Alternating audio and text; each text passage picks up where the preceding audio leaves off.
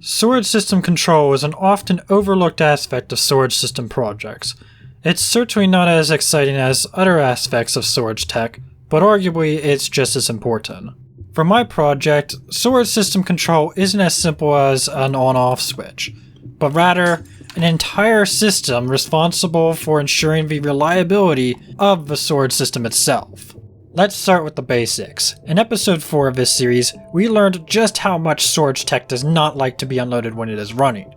So, to protect against this for my project, I am going to have two-way communication between my storage system and my chunk loading system. The storage system, when it receives items, will not begin sorting immediately, but rather send a signal to the chunk loading system requesting permission to operate. The chunk loading system will initialize the portal chunk loading grid, and then once that is fully instated, it will then send a signal back granting permission to the storage system to operate. Now, why two-way communication? Why not one-way communication? Storage system gets items, starts sorting, sends a signal to the chunk loading grid telling it to turn on. Why not simplify things to that point? The ask for forgiveness rather than permission route. You could do that for your storage system project, but it opens up an issue of that the storage system doesn't actually know for sure if the chunk loading system is on, and if it's operating properly or any of that. But when you have two-way communication, the chunk loading system can ensure and then verify that it is in fact fully active before it sends a signal back.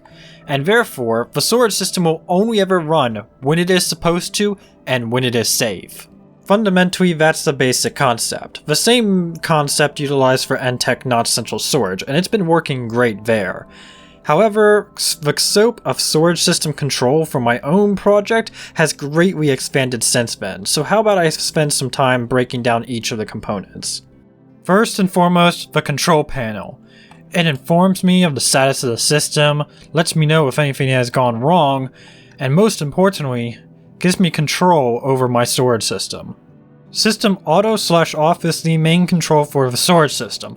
When off, the storage system will not run under any circumstances, but when in auto, the system will run on an as needed or as desired basis. Player only mode, when enabled, will only allow the storage system to run when a player is nearby. If a player happens to leave the area when the storage system is running, it will then proceed to safely shut down the system. This is useful in the case of, say, I happen to leave my base, I've been gone for at least a few minutes, and I want to save and quit. Well, with this turned on, I can safely do so, safe in the knowledge that my storage system is properly shut down and nothing will break. Queue mode, when enabled, will prevent the storage system from automatically sorting items.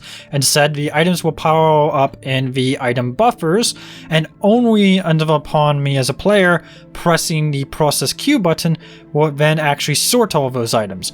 Once it sorts all the items in the item buffers, it will then lock the system out from sorting again until I, as a player, of course, press this button again or turn off queue mode. System pause will pause system activity for 5 minutes from the press of the button. The storage system will shut itself down safely and keep itself shut down for a few minutes before then resuming operation. The idea behind system pause is that I'm going to have system pause buttons all throughout my base, not just at my control panel. So that way, if I want to say go ahead and save and quit, but my storage system is running, I can just go over to the nearest system pause button, press it, wait a little bit for the storage system to safely shut down, save and quit, and then when I come back into my single player world to play again, the storage system will then soon resume whatever it was doing beforehand. There are 5 system status lamps for each of the major subsystems in the storage system. When a lamp is off, that means that particular subsystem is turned off and it's not currently running. If it is flashing, then that means that subsystem is currently requesting permission to operate, but it is still off and it is currently not running. So basically it has items it wants to sort. And if it is on, it means it is actively running and processing items. The chunk loading system status lamp is a little different from these other 5 lamps here. And when it is off, that means chunk loading in the system itself is off. And if it's off, it's safe to save and quit. However, in any other state, it is not safe to save and quit. So when the system is turning on, this lamp will flash quickly. And when the system is actually on, the chunk loading is instated and so forth, the lamp will just be a solid on. And then when the system is shutting down, it will be flashing at a normal rate. And that indicates that the chunk loading grid is in the process of timing out and eventually turning off. These 7 lamps are for displaying system faults. A system fault is some sort of failure that I as a player would want to be informed of, such as, for example, if the sequential shulker and loader buffer happened to overflow. That would be very bad because then I'd be losing shulker boxes of items. So if a fault is triggered, then it will cause the corresponding lamp and note block to be playing on a clock. And even after the condition long passes and stuff that triggered the fault, it will still continue to flash. And so the only way to clear a fault is for me as a player to come here and press the system fault reset button. I did have some extra room on this control panel, so I squeezed in an item input, so got a general input for everything, along with a farm input for shulker boxes filled with a single item type. In terms of I/O, the control panel has a staggering 23 inputs and 5 outputs. That control panel is nice and all, but what if I happen to be away from my sword system, out around the base, and I want to know, is my sword system running? Is it safe to save and quit? Enter the indicator beacon. I'm going to have multiple of these beacons built throughout my base, and depending on what color they display, they will inform me of what my sword system is currently doing.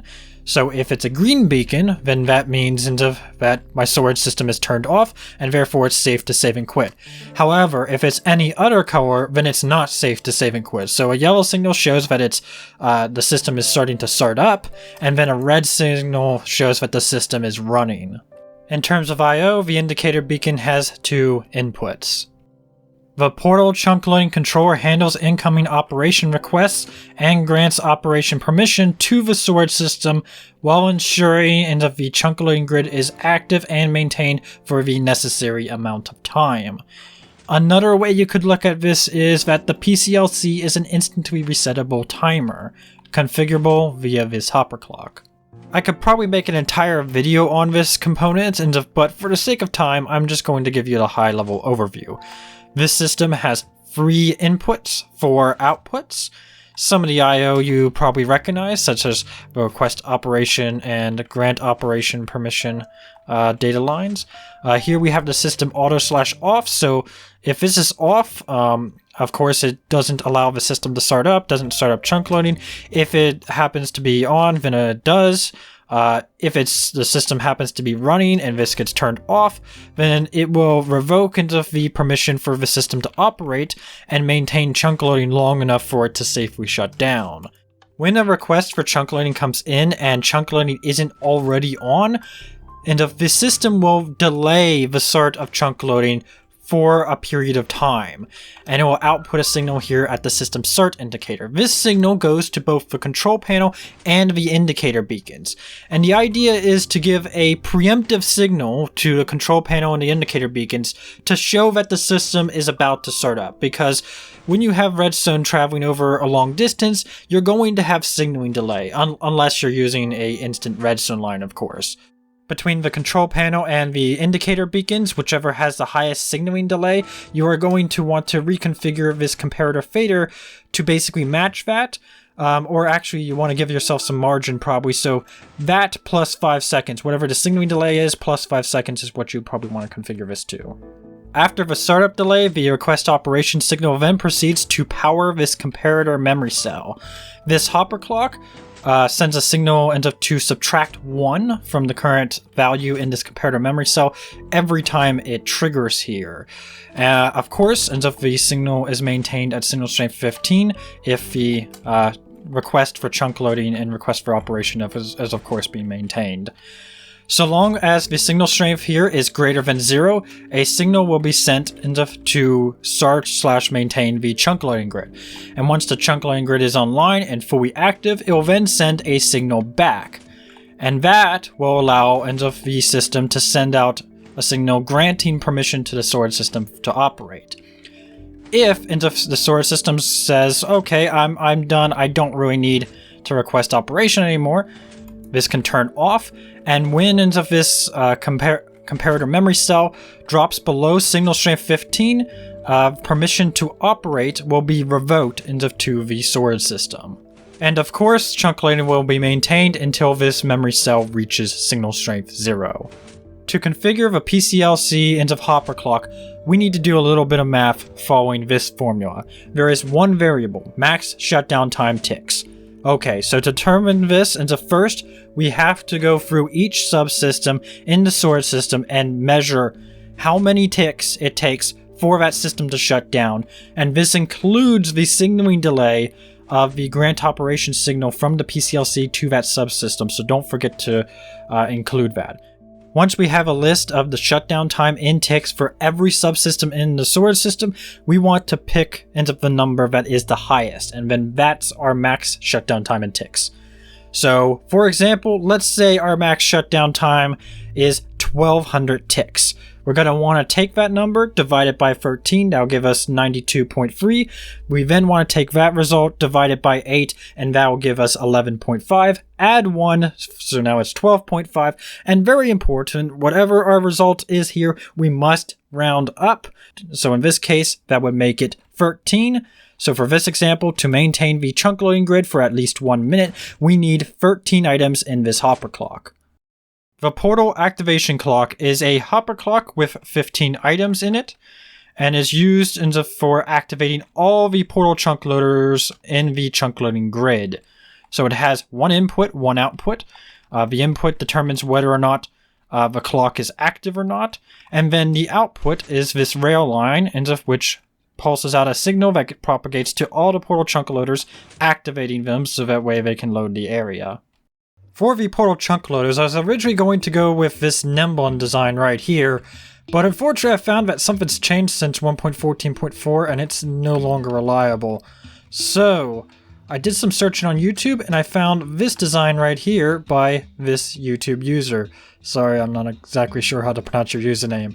The interesting thing about this design is that the item is dispensed into this chamber where its random momentum is cancelled before then being moved over and then launched through the portal via the slime block. Now this design does have one small problem. For my storage system project, I want my storage system to be fully movable block entity compatible, while also not requiring the feature to function. And unfortunately, if you enable movable block entities for this, it breaks. So, taking heavy inspiration from this design, I decided to make my own portal chunk loader. This design utilizes the same item dispensing chamber concept as this other design, while also being movable block entity compatible. As you can see, the slime block doesn't have any opportunity to attach itself to any block entities, and all of this comes at the cost of some additional redstone. But of course, the most important part of a portal chunk loader is that it's reliable. So to run this thing through its paces, I ran a 100-hour tick warp with it, with Carpet Mod's extreme behaviors enabled, and the results were no failures whatsoever. So this thing's rock solid. I have no worries about its reliability. For the overworld side of the portal chunk loaders, I'm going to have a entity processing chunk detector for each one of the portals. That way, if the chunk the portal's in happens to be redstone processing and non-entity processing, it doesn't start up into that particular chunk loader, so that way it doesn't end up draining its items over time. You might think that's a weird edge case to build for, but trust me, we've ran into these issues with NTech Not Central Storage, so it's a necessary addition. And in terms of I/O, we have one input, one output. So the input is to send an item through the portal, and then we get an output back every time a item comes back through the never side of the portal. So when an item comes back, that's a perfect indication to say, hey, this area is definitely being chunk loaded, and that signal will go to, well, the next component we're going to talk about.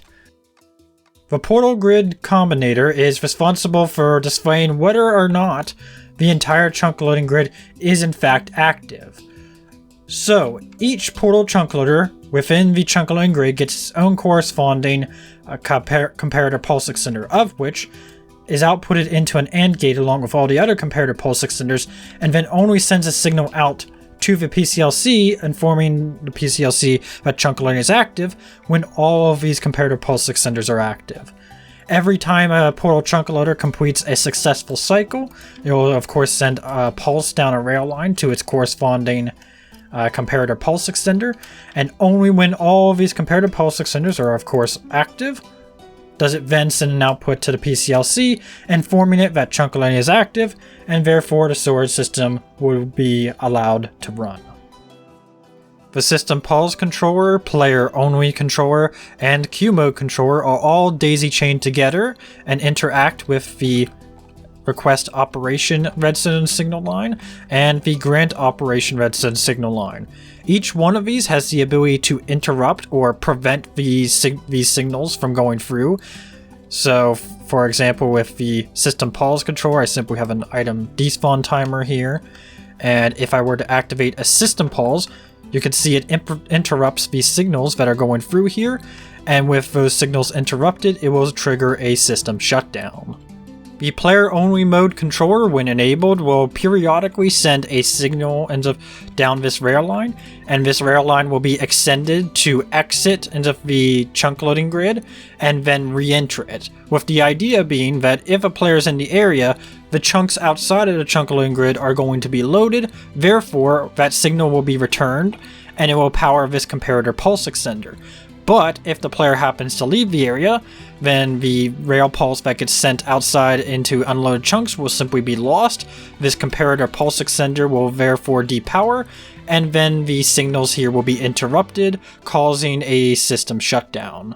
Optionally, if you want to ensure the storage system is always shut down if it happens to be, say, on the edge of player render distance, you can encompass the entire outside of the portal chunk loading grid with the rail pulse line. So if any of the chunks right outside the chunk loading grid happen to be unloaded, then therefore it will trigger the storage system to shut down. The queue mode controller. Is there anything here that I haven't already said in the control panel segment on queue mode? Not really, I guess.